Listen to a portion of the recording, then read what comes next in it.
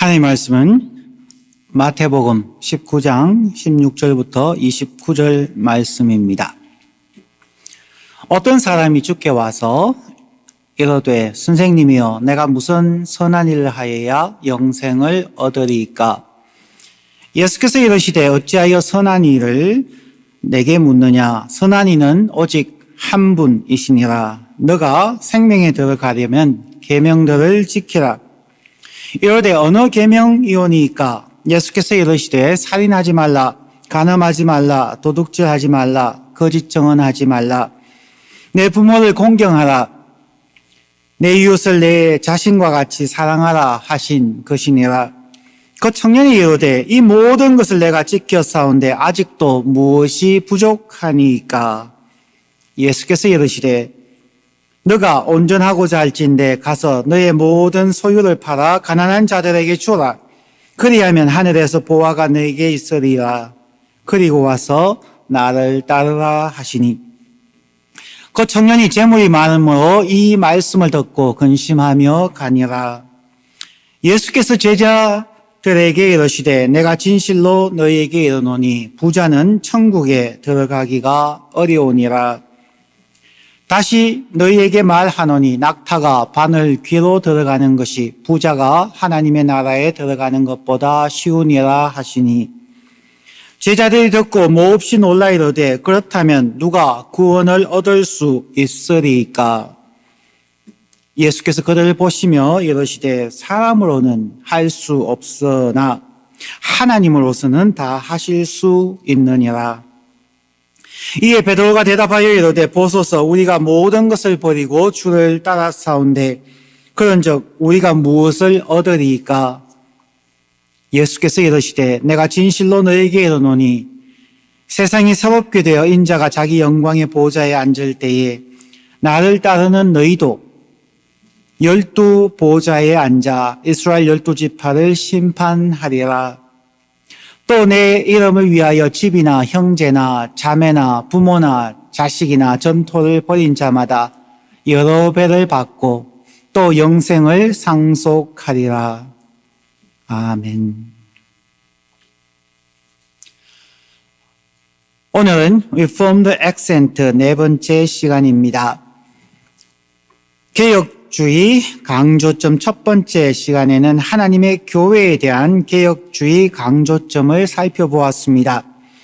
두 번째 시간에는 하나님의 주권에 대하여 살펴보았습니다. 로마서 8장 26절부터 30절에서 하나님은 주권적으로 우리를 인도하십니다.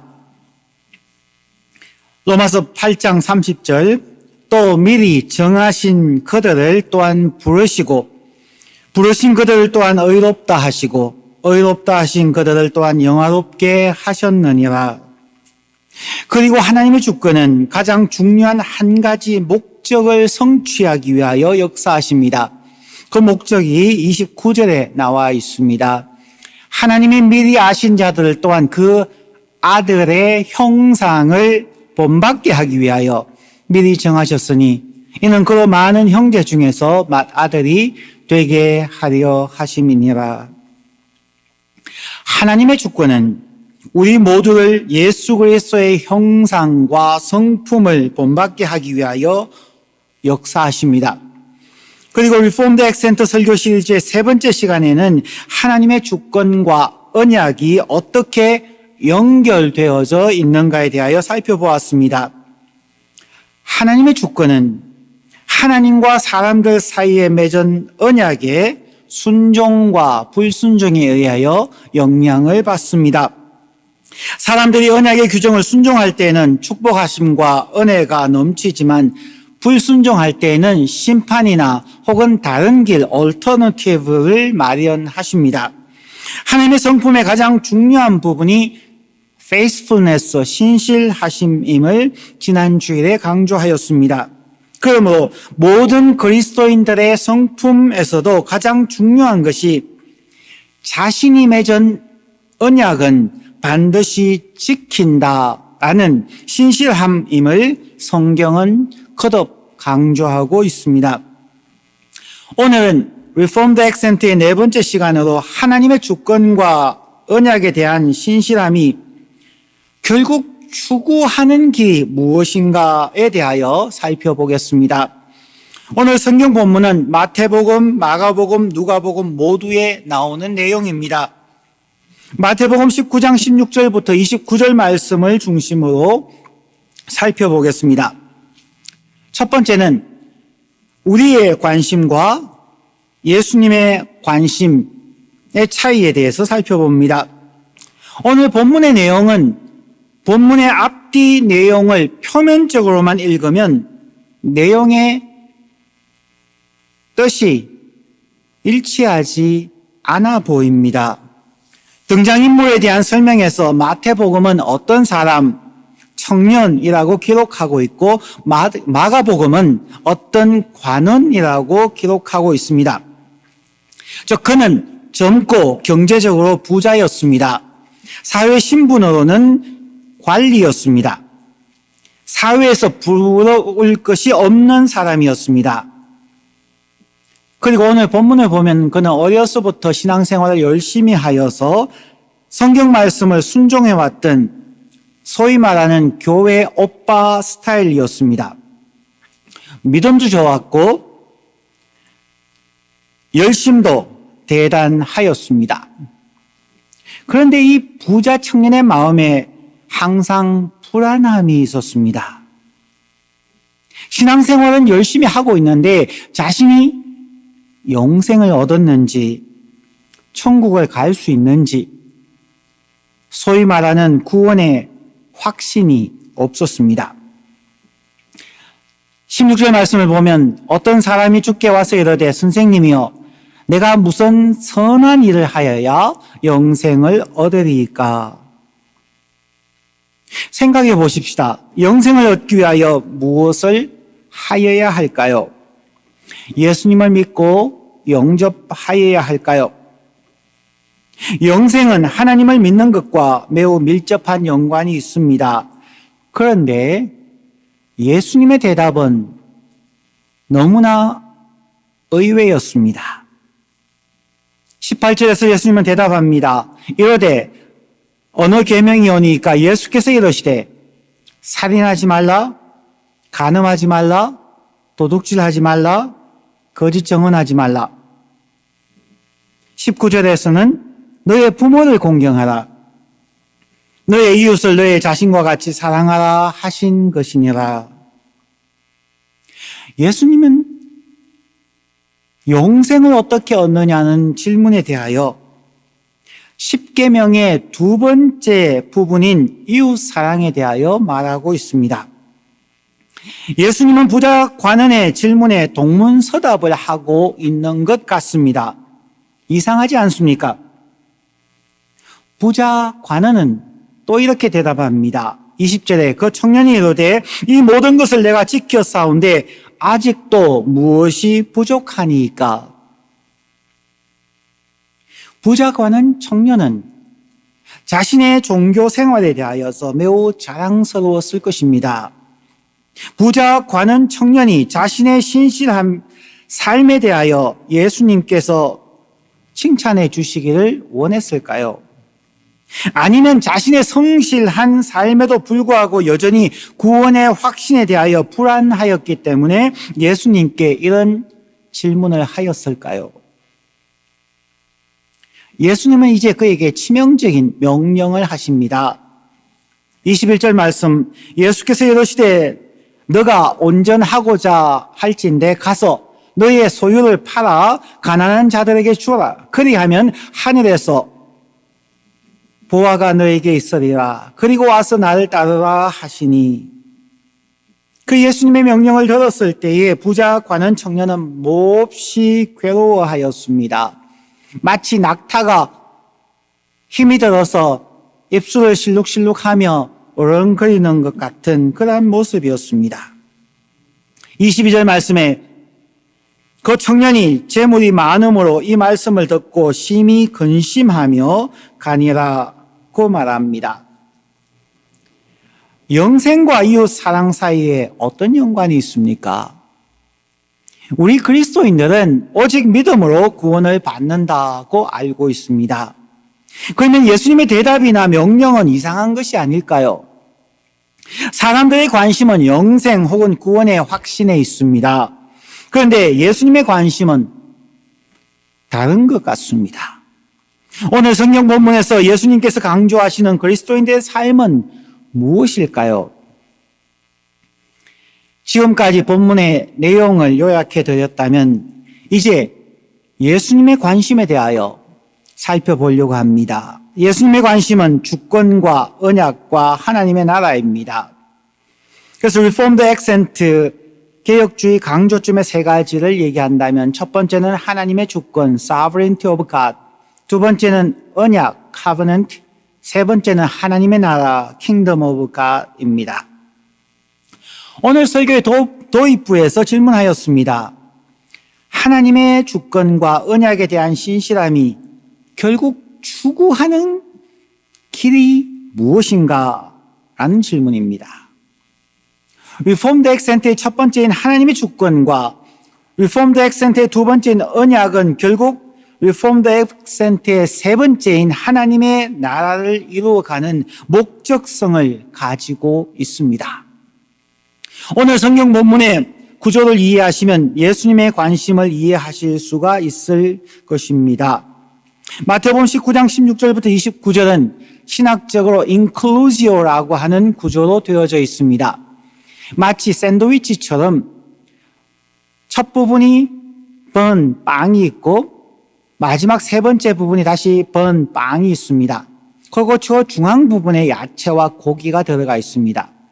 즉 제일 위에 빵과 밑에 빵이 같은 것, 그리고 그 중앙의 중요한 부분인 고기와 야채가 있는 구조, 그것을 샌드위치 구조 혹은 신학적으로 인클루지오라는 구조입니다. 오늘 본문을 보시면 처음과 끝부분은 같은 내용을 가지고 있습니다. 첫 부분 A에 해당하는 예수님과 부자 청년의 대화는 16절부터 22절까지이며 주제는 영생을 얻으리까, 즉 영생에 대한 내용입니다. 그 다음에는 두 번째 부분은 예수님과 제자들의 대화입니다. 23절부터 26절에는 중요한 단어가 하나님의 나라입니다. 영생이란 단어는 거기에 없습니다. 세 번째 부분, 즉 A'에 해당하는 부분은 예수님과 베드로의 대화 27절부터 29절까지인데 영생을 얻을 것이다. 즉 영생이 중요한 단어입니다. 이 문맥 전체는 처음 영생이란 단어로 시작해서 영생이란 단어로 마칩니다. 그렇기 때문에 사람들은 자칫 오해할 수가 있습니다. 이 본문이 영생에 대한 본문이 아닐까라고 생각을 하는 것이죠. 사람들의 관심은 영생에 있었습니다. 그 부자 청년이 어떻게 하여야, 무슨 선한 일을 하여야 영생을 얻습니까? 예수님과 부자 청년의 대화였다면 마지막 세 번째에서 예수님과 베드로의 대화는 예수님께서 나는 모든 것을 주를 위해 버렸습니다. 그때 예수님께서 이런 일들이 있지만 결국 영생을 주실 것이다 라고 영생에 대해서 이야기하고 있습니다. 그런데 중간에 두 번째 부분은 예수님과 제자들, 청년이나 베드로가 아닌 제자들에 대한 이야기고 결국 모든 그리스도인들에게 주는 강조점이 거기에 있다는 것을 볼 수가 있을 것입니다. 23절부터 다시 읽습니다. 예수께서 제자들에게 이르시되 내가 진실로 너희에게 이르노니 부자는 천국에 들어가기가 어려우니라. 다시 너희에게 말하노니 낙타가 바늘 귀로 들어가는 것이 부자가 하나님의 나라에 들어가는 것보다 쉬우니라 하시니 제자들이 듣고 몹시 놀라 이르되 그렇다면 누가 구원을 얻을 수 있으리까? 26절 예수께서 그들을 보시며 이르시되 사람으로는 할 수 없으나 하나님으로서는 다 하실 수 있느니라. 오늘 본문의 두 번째 부분에서는 확연하게 제자들과의 대화임을 보여주면서 중요한 다른 주제가 강조되어지고 있음을 보여줍니다. 예수님의 강조점은 두 가지입니다. 첫 번째, 사람들의 관심인 영생에 대하여서는 이렇게 말씀합니다. 영생은 사람의 노력이나 믿음으로 구원을 얻을 수 없다. 오직 하나님이 선물로 주시는 것이다 하는 것입니다. 영생을 얻기 위하여 우리가 무슨 선한 일을 하느냐 안 하느냐에 달려있는 것이 아니라는 것입니다. 사람으로는 할 수 없습니다. 오직 하나님께서 영생을 주시는 것입니다. 그러면서 예수님의 강조점은 두 번째인 하나님의 관심과 예수님의 사역의 목표는 하나님의 나라이다 하는 것입니다. 23절에서 한글 성경에는 천국으로 번역되었고 NIV 성경에서는 The Kingdom of Heaven, 하나님의 나라인 개념으로 쓰여져 있습니다. 그런데 왜 하나님의 나라를 천국으로 번역하고 있을까요? 24절에서는 다시 하나님의 나라 The Kingdom of God이라고 나옵니다. 두 번이나 반복하여서 하나님의 나라가 강조되어지고 있습니다. 첫 번째 나오는 The Kingdom of Heaven은 사람들이 사용하는, 그 당시 유대인들이 사용하는 방법으로 말씀하시고 난 후에 예수 그리스도께서는 분명하게 그 개념이 Kingdom of Heaven이 아닌, 즉 하늘에 있는 나라가 아닌 Kingdom of God, 하나님의 나라임을 강조하고 있습니다. 왜 그럴까요? 잠시 세례 요한과 예수님의 말씀을 먼저 생각하고 난 후에 그 이유가 무엇인지 살펴보도록 하겠습니다. 오늘 본문으로 다시 돌아가면은 부자는 하나님의 나라에 들어가기가 낙타가 바늘귀에 들어가는 것보다 어렵다고 말씀하셨습니다. 부자가 영생을 얻기 힘들다는 얘기가 아닙니다. 이 부분을 주의 깊게 보셔야 합니다.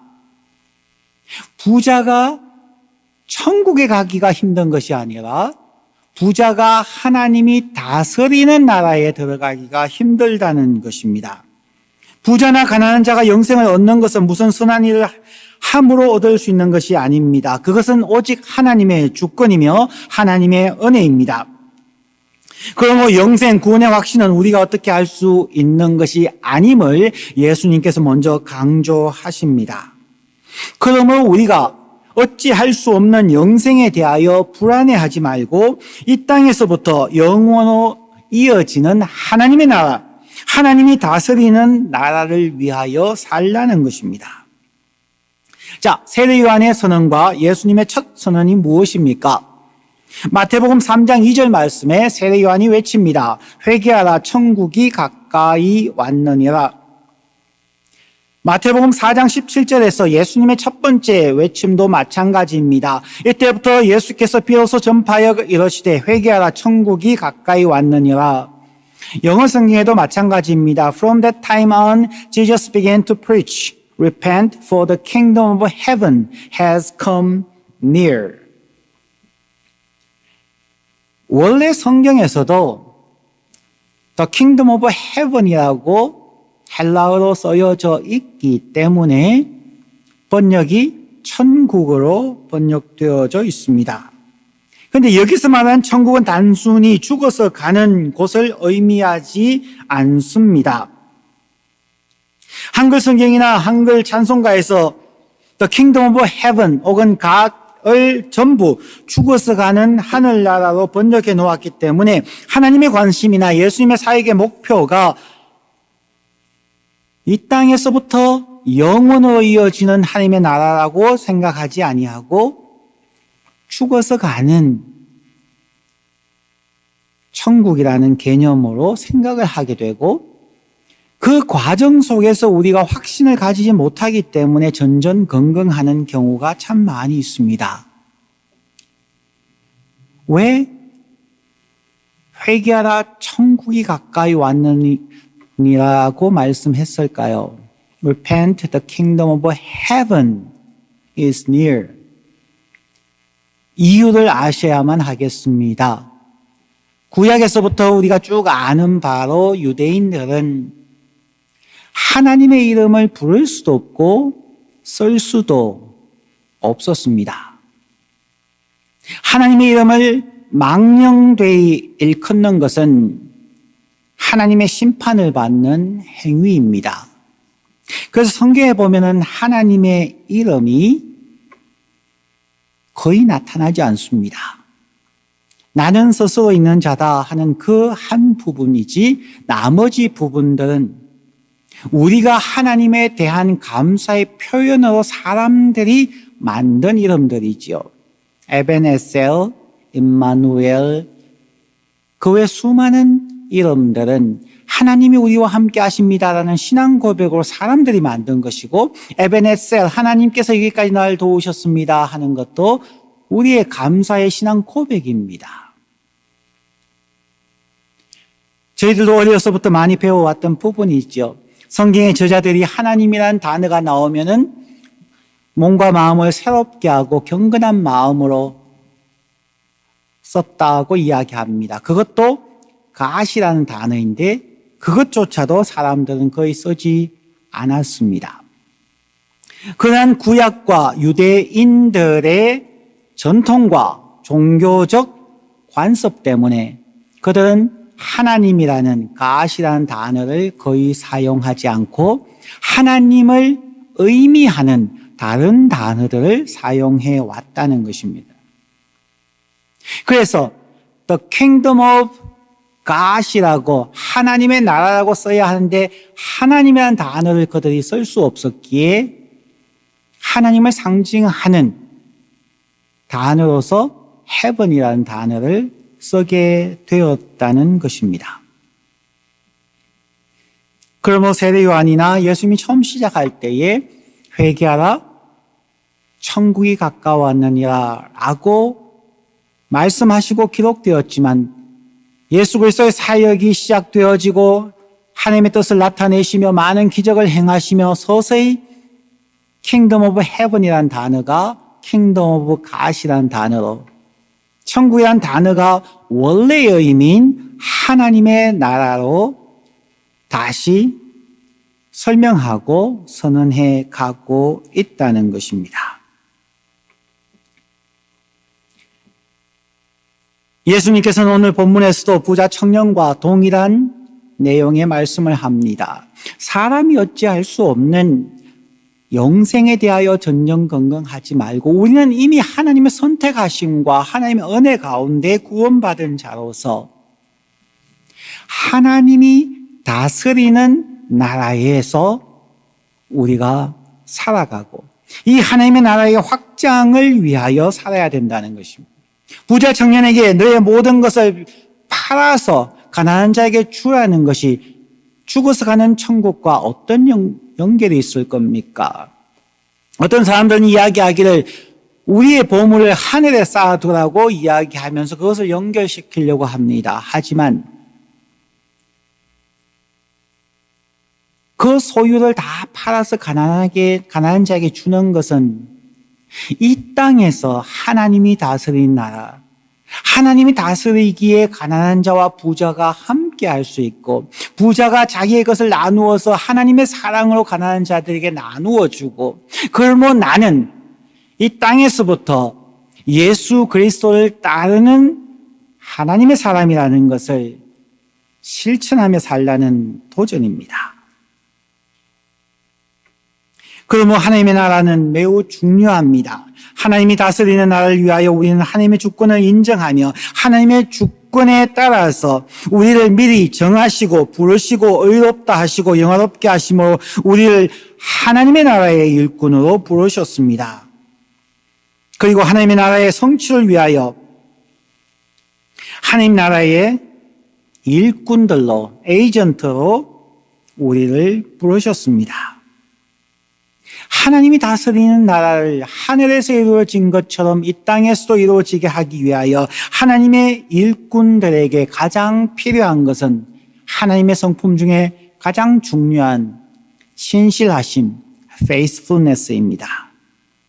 믿고 맡길 수 있는 사람들, 자기가 약속한 것은 반드시 지키는 믿음직한 사람들이 필요한 것입니다. 하나님의 나라는 이 땅의 국가들과 달라서 국경이 없습니다. 하나님의 나라는 어떤 지역에 한정되지 않습니다. 하나님의 나라는 교회 건물 안과 밖에 구분이 없습니다. 하나님의 나라는 단순히 종교적 행위에 국한되지도 않습니다. 하나님의 주권은 모든 만물을 다스리는 나라입니다. 하나님의 성령이 하나님의 다스림을 모든 피조물에게 임하게 하실 것입니다. 우리가 고백하는 것이 하나님은 우리의 주인 되십니다 라고 고백한다면, 그러면 그 하나님께서 말씀하시는 대로 우리의 것을 나누어서 하나님의 복음이 이 땅에 전거되어지고 하나님의 은혜가 흘러가게 하고 이 땅에 하나님의 다스리는 나라가 되게 하기 위하여 우리를 부르셨다는 것입니다. 하나님과 동역하는 축복, 하나님의 은혜를 누리는 축복, 또한 사용하는 축복이기도 합니다. 하나님의 나라는 이 세상의 모든 피조물들을 새롭게 하고 변화시킬 것입니다. 네덜란드의 목사님이었고 수상이었던 아브라함 카이퍼의 유명한 말이 있습니다. 인간의 경험 세상에서 모든 것을 주권으로 다스리는 그리스도께서 나의 것이라고 말하지 않는 어떤 영역도 없다. There is not a square inch in the whole domain of our human experience over which Christ, who is sovereign over all, does not cry, mine, 내 것이다 라고 하지 않을 어떤 부분도 없다는 것입니다. 이것을 캘빈 대학교와 신학교 혹은 우리 교단에서 이야기하는 유명한 표현으로 every square inch라는 표현입니다.